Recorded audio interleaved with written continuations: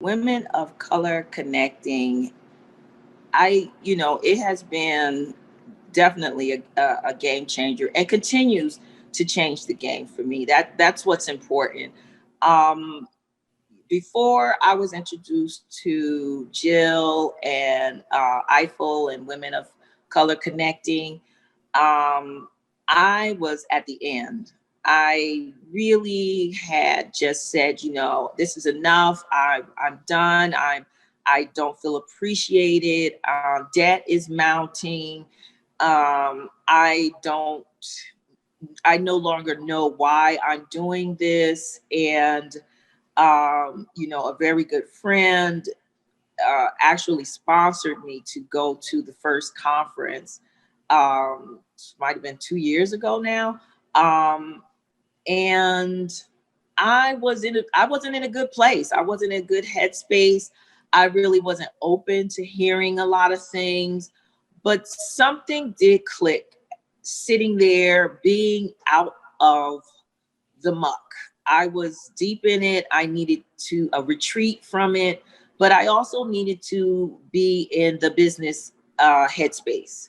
And a lot of the information that started to permeate my emotional self and help me to refocus on my purpose was really life changing for me, honestly. In the next couple of months, I was connected with an organization out of New York, that wealth program, WEALF wealth program, that was able to offer me some funding, which was a bridge for me at no interest. And these are the kind of things that I needed at the onset, but they just weren't available to me. And it wasn't so much that it wasn't maybe available to me, but that network, I wasn't the access. And that's where I really began to have a better appreciation for networking. And I think that's one of the things that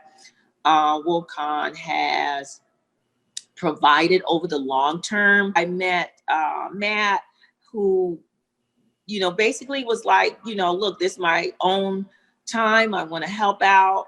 I want to talk to you. For him to make the time, come and sit across the table from me, break out the notebook, break out the laptop and say, tell me about your business.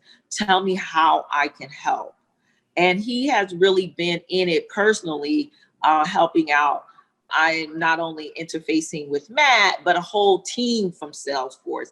And that feels really good. The Women of Color Connecting, it took a while for me to really appreciate it and really get into the mode of it. And I think that's important too.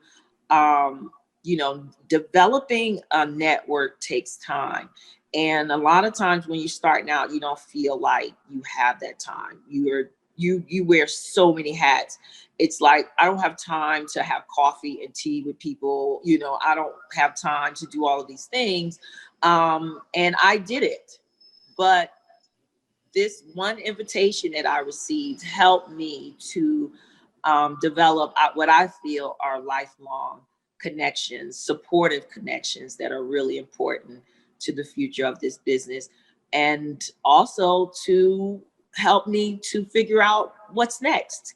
I never even thought about, what is my succession plan, and so by networking with so many people, all the women that have spoken at the conference, this light bulbs, bing, bing, bing, bing, bing, going off, all the time, because once they plant those ideas in your head and those thoughts and those considerations, as an entrepreneur, it's constantly ringing, and you're constantly feeding that to devise your strategy.